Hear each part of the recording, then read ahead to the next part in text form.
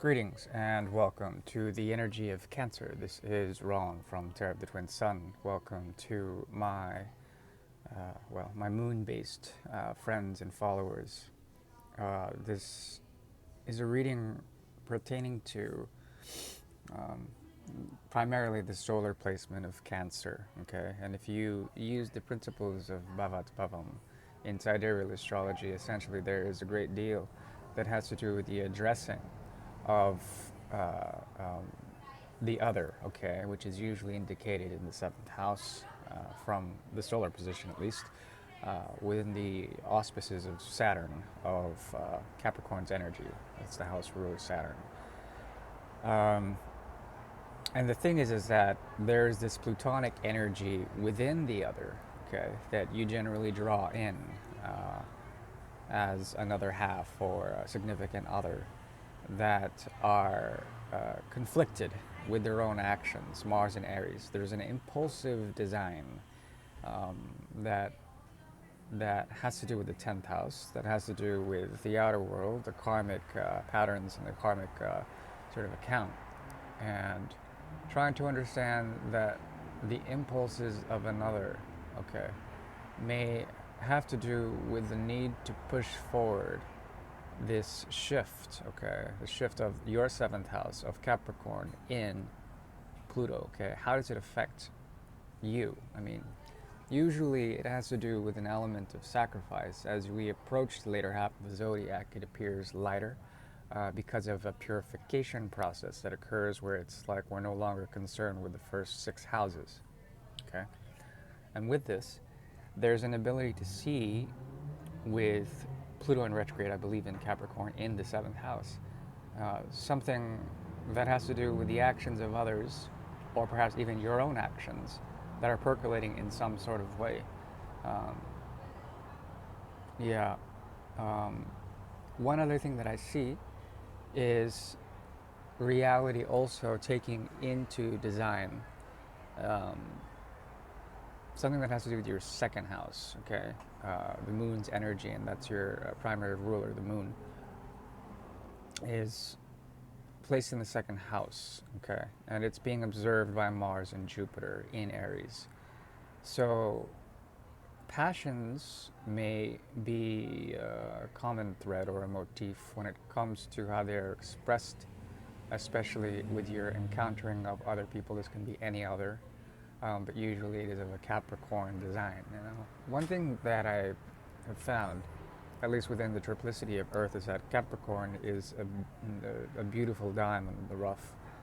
It's something that has to do with the industry of coal, the ability of coal to eventually turn into a compressed diamond over thousands and perhaps even like a million years.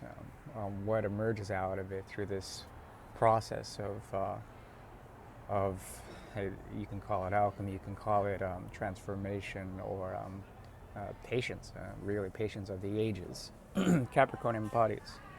And within the mystery of the odd formation, we look to the, uh, the opposite house, the seventh house, and houses around it, okay, which are the fifth and the sixth and the eighth houses.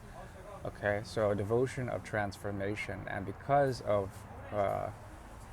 the placement in your seventh house of Pluto um, in retrograde in Capricorn, there's something about this that speaks volumes to what we can learn in terms of truth and wisdom and bring that into innovation. That's the energy of Sagittarius to Capricorn and then into Aquarius. The lesson here is a Saturnian sort of design that has to do with structures and the ability to understand that a lot of these structures are going through deep and irrevocable change that may be affecting essentially the mainstay and the element of Cancer, which is water. We'll go ahead and get now into the reading. Uh, yeah, I do appreciate your likes and subscribes.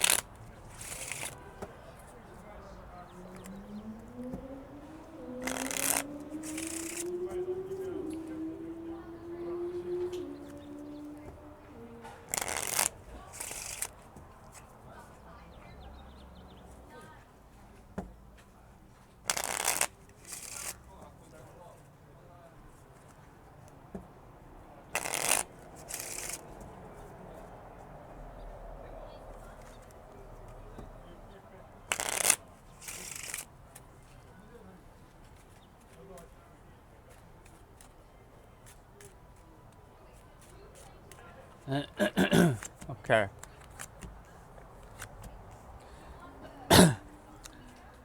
This pre-read has to do with industry. It has to do with the ability to also see, not in terms of a focus of something in a singular point. It has to do with the horizon, okay, which is often in the periphery, in the peripheral vision. There are things that have to do with the steadfast energy of Capricorn elicited through the seventh house, your seventh house in particular. It could be a seventh solar house, even. That has to do with a new sun, a new beginning, some sort of thing that's on the horizon that you should try to pay attention to. This is talking about honoring, essentially, the sense that a lightening or a lightness can occur for the energy of Cancer for the time being, at least in the month of July 2022.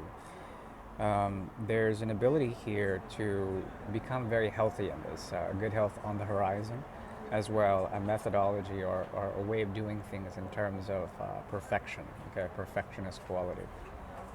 It's best to not dwell on the past, and also to note that this new thing can be take the shape of a new relationship or a new feeling that has to do with totally embracing something that is wild or untamed in design. Okay, something new, something fresh.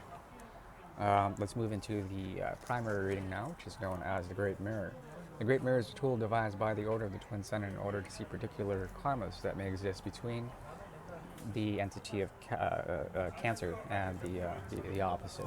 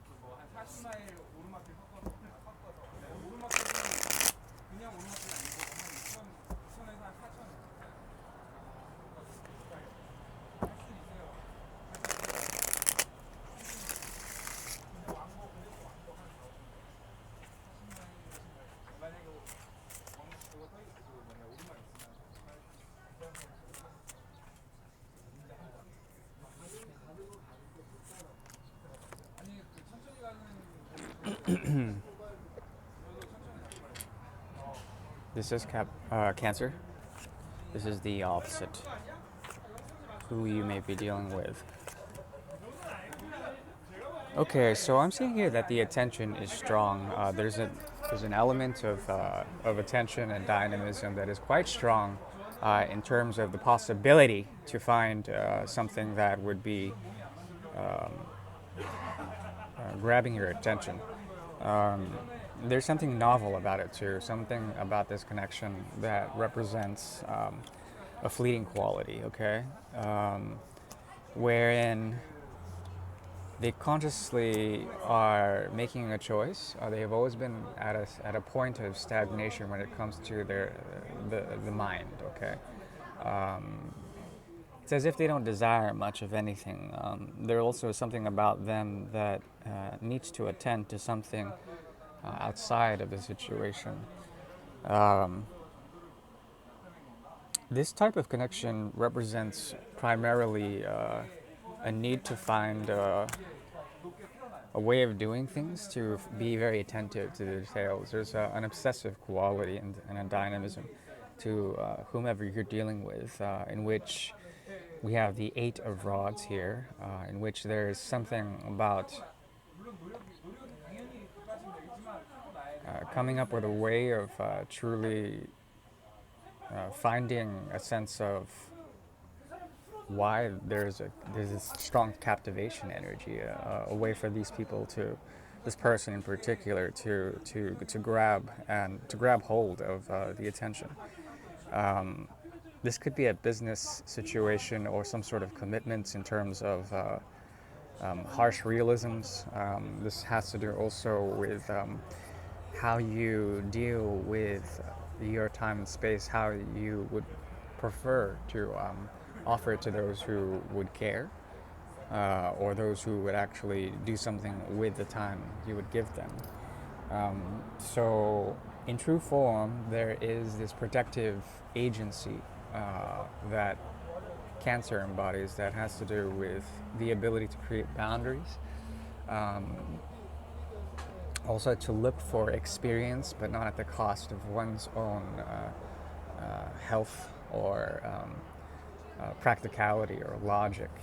There's a very, very earthy quality to the way things are panning out, and it has to do also with a type of strong severity here. It's as if you are trying to teach someone not to be foolish. That's what I see, at least on the soul level, because we have here the King of Rods in the reverse, Homban et Sever, and Folly, which is the Fool on the opposite end. And then the lesson of Gemini between Malady or the Hierophant slash, yeah, the Magician here. Okay. So this is a strong commitment of sorts. It has to do with letting go of a way of thinking or doing when it comes to the fundamental wisdom that you may be serving here. But the wisdom comes in a form of passionlessness. It comes in a form of something that is tied directly to the ability not to be swayed by passions. There is also a percolating anger in all of this, and that someone here needs to grow up. Something about their need to fit in or their need to be somewhere. I mean, this is sort of a wild child, whomever you're dealing with, and there's a strong, austere quality that is being sort of. It's like you're treating them as if they're a child, or that is a natural, of course, motherly aspect or the motherly nurture aspect of Cancer's sort of call to existence. Um, the idea here is to find a way to do things appropriately. In the bridge position, we have the Six of Pentacles in the bridge, and it speaks of being in the present. Okay, trying to be in the present, or trying to do things in a way that would bring forward luck and benefit for all those concerned. This has to do with wisdom that moves from Mercury into Jupiter. Okay, with this, there is a possibility of finding balance or methodology in the behaviors that you produce, or the behaviors that would be produced from this type of connection. Because what I see here is a way for two people to get over a period of great alienation or isolation, and also an ability to find in that there is a path that is unveiled that can be walked or traversed according to one's own sort of awareness. It has to do with where you're placing your hands, where you're walking with your feet, how to understand that there's an element or a dynamism here that has to do with devotion to the right path or dharma, as opposed to just mere action in terms of what we can produce. In terms of an effect, it has to do more with where we do, in terms of where we're attending to. This is, if you're looking at this in terms of finding truth or finding a way to do things righteously, I think you may find that if you are attentive to the idea that truth is a pathless land, it's somewhere that cannot be mapped out or it cannot be generated in terms of a GPS or a sequence of events. It's something that resonates in terms of its own quality. The idea of truth, and I've had many conversations with this with a lot of clients of mine, is the idea of truth is that it resonates in terms of its own ability to be not said, but understood. It's something that you can try to seek out, but it's something that is self-evident. And the idea here is to become a harbinger or become an exemplar of the principles that are found in this way of being authentic, in this way of being truthful.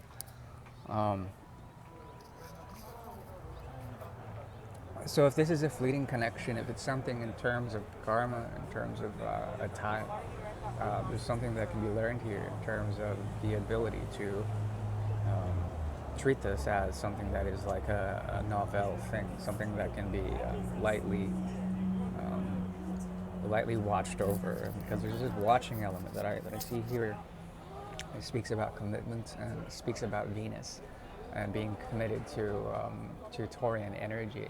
If you treat this as an intellectual affair or an exercise of what you can do in terms of your own commitments to another, but then also to in reflection to yourself, there's an ability of great truth emerging in terms of the wisdom that you may be embodying. Okay, and that's the best I can do for this reading.